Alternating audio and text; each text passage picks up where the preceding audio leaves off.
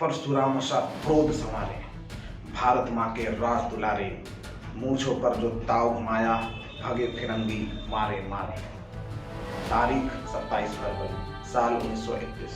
Alfred park, जो कि इलाहाबाद में है, शाम के लगभग 3:30-4 बजे। अंग्रेजों को कहीं से यह भनक लग गई कि जिस व्यक्ति को पकड़ने के लिए उन्होंने 700 लोगों की एक फौज तैयार कर रखी है, और पकड़ना तो दूर, केवल पहचानने के लिए 700 लोगों की एक फौज तैयार कर रखी है, वह व्यक्ति वह चंद्रशेखर तिवारी और चंद्रशेखर आजाद अल्फ्रेड पार्क में बैठे हुए हैं। बस अंग्रेजों ने धावा बोल दिया।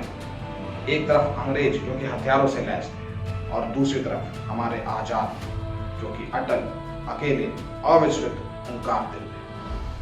उस घटना को याद करते हुए शायद ही कोई हिंदुस्तानी होगा जिसकी पलकें श्रद्धा से झुक न जाए, और यदि उनका नाम लबों पर आ जाए तो ये धड़कनें कुछ पल के लिए रुक न जाए।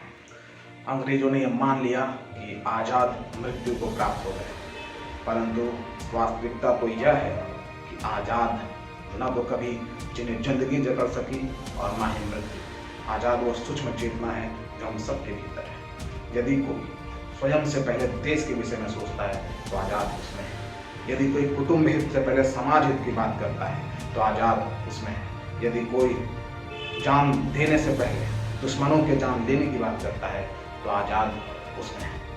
मात्र 15 वर्ष की उम्र में अपने पीठ पर पड़ते हुए घोड़े की प्रत्येक मार पर माँ भारती की जय और वंदे मातरम का नारा लगाने वाला वो बालक जब अपने जीवन के अंतिम क्षणों में थे, तब उनके मुख से यही निकला कि हे माँ भारती, मुझे माफ कर देना माँ, मैं आपको गुलामी की जंजीरों में जकड़ा हुआ छोड़कर जा रहा हूँ माँ, मुझे माफ करना, मैं आपकी इतनी ही सेवा कर सका। दोस्तों, एक भारतीय होने के नाते मैं आप सबसे आग्रह करता हूँ, चाहे मंदिर चाहे मस्जिद, गुरुद्वारे गिरजाघर जाओ, ब्रांड का या तुम चोला डालो, खुद पर तुम बहुत इतराओ, पर भूल न बैठो बलि वेदी वो, जहाँ गिरा रक्त रणदूतों का, वही तीर्थ है वही धाम है हम भारत के सपूतों का।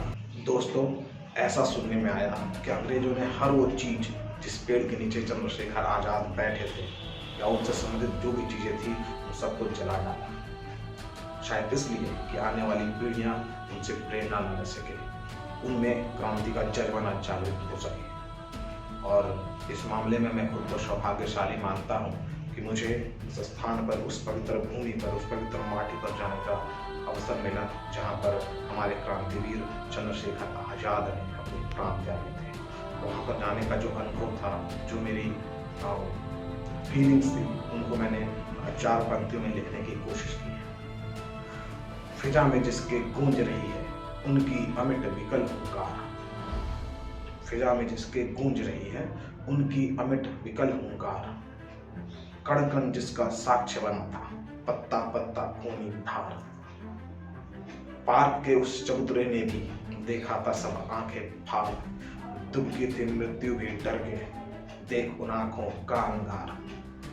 दरख्त जलाया नाम मिटाया आजाद के हर वजूदों का, दरख्त जलाया नाम मिटाया आजाद के हर वजूदों का, वही तीर्थ है वही धाम है हम भारत के सपूतों का।